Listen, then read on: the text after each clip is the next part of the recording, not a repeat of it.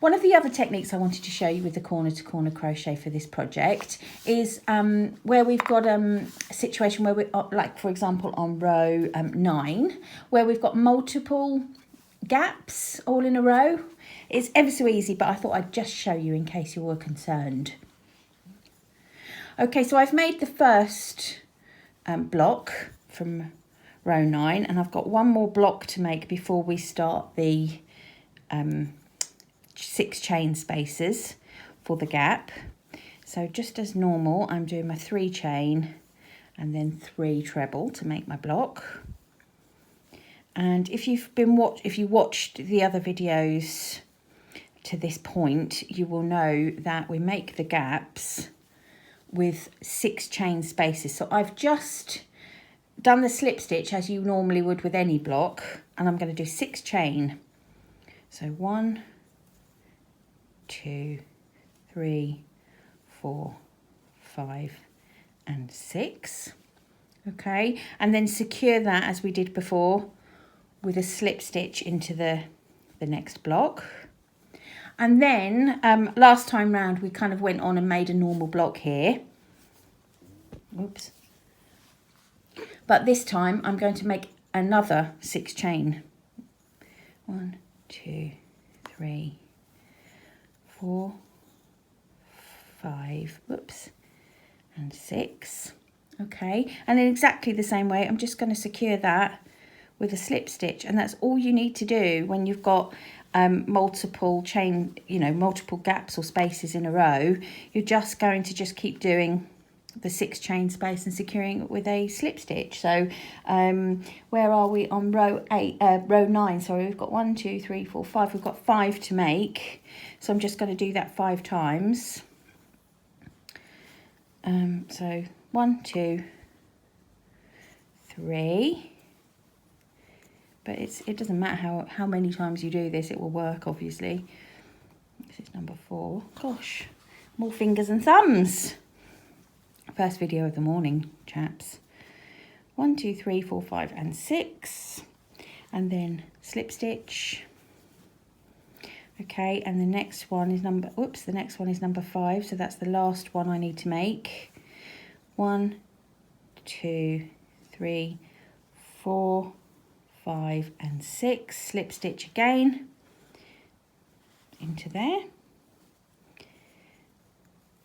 Okay, so if you look, you can see I've done 6 chains all the way down there, and I'm now going to finish with 2 regular blocks. So just as before, I've already done my slip stitch, so I'm doing 3 chain, just taking a little bit more yarn, 3 chain and then 3 treble. 1, 2, 3 for the regular block. Okay, and I will secure that with a slip stitch and just make the last block. 1, 2, 3 chain. Do you find this wool sticks to you? It sticks to me, it's lovely, it's very friendly. And 3 treble.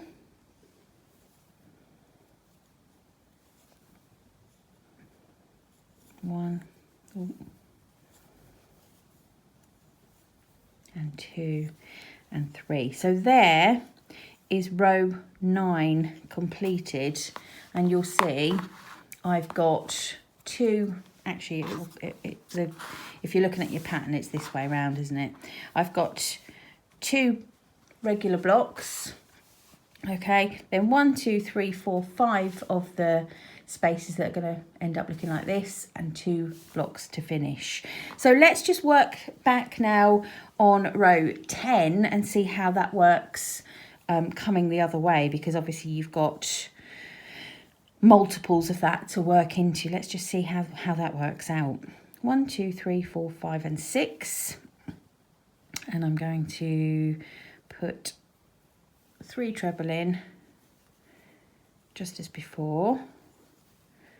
I hope you're enjoying this technique. I really do like it very much indeed. Okay. So there we are with our little washing line trousers. Flip it up, join the slip stitch, and off we go again. So 3 chain, 3 treble. I'll just get up to the next gap. Right, so here I am at the first of the 6 chain space pieces, and all I'm going to do is just go in exactly where I am and make a slip stitch. Okay, and then I'm going to do just a normal block again, so 3 chain and 3 trebles. 1, 2,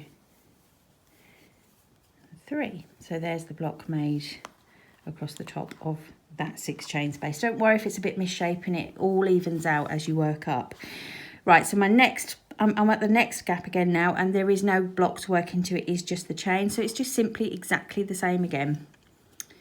Make a slip stitch, okay, because your hook will go in the, you know, at the right height it needs to go. You don't have to worry about where to put it, just go straight ahead and do a slip stitch and work your blocks in the normal way.